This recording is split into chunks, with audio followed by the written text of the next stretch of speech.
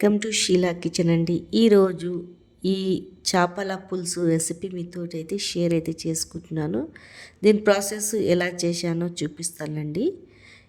ఈ చేపలేమో మంచిగా కడుక్కొని ఉప్పు, కారం, పసుపు, అల్లం ఎల్లిగడ్డ పేస్ట్ ఇవన్నీ కలుపుకొని పక్కకు పెట్టుకున్నాను. తర్వాత ధనియాలు, మెంతులు, జీలకర్ర ఇది దోరగా అయితే వేపుకోవాలండి. దోరగా వేపుకొని మిక్సీ పట్టుకోవాలా. తర్వాత ఒక ప్యాన్ పెట్టుకొని దాంట్లో నూనె వేసుకున్నాను. దాంట్లో 4-5 ఎల్లిపాయలు దంచేసుకోవాలా, జీలకర్ర ఆవాలు వేసుకోవాలండి.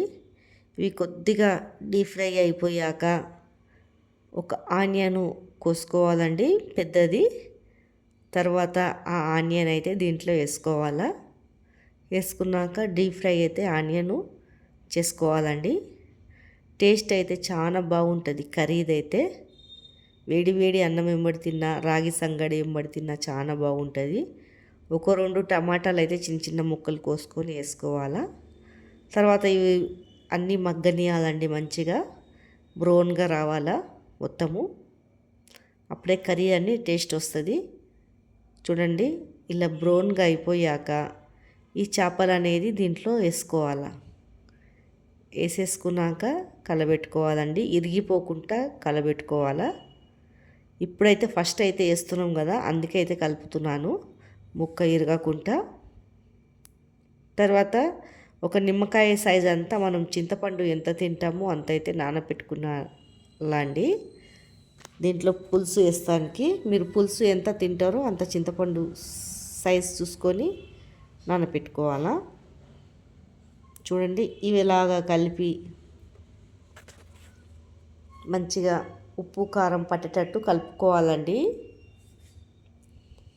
కలుపుకున్నాక ఈ చింతపండు పులుసు అనేది పోసేసుకోవాలి. మనం ఎంత చిక్కదనం తింటామో, ఎంత పలసగా కావాలో వేసేసుకోవాలండి.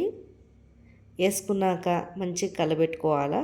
నేనైతే చెంచాతోటి కలబెడుతున్నాను ఇరగకుండా.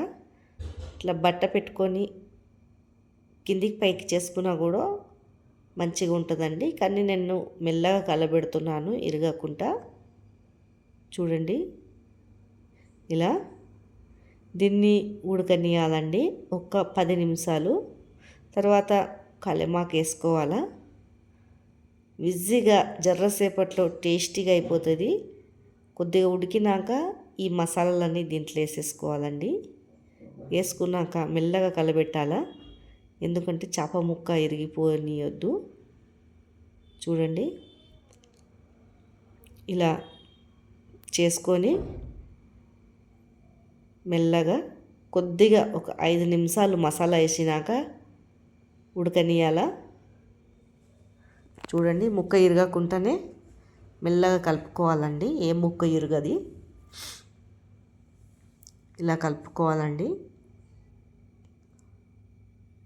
లేకపోతే మీ దగ్గర బట్టతోటి కలపొచ్చండి, కానీ ఇలా కలుపుకుంటే మసాలాలన్నీ దాంట్లో పోతుందని కలుపుతున్నాను.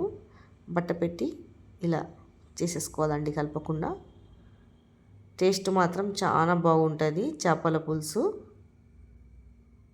చూడండి, చేపల పులుసు రెడీ అయిపోయింది. మళ్ళీ ఒక మంచి రెసిపీతో మీ ముందు ఉంటానండి.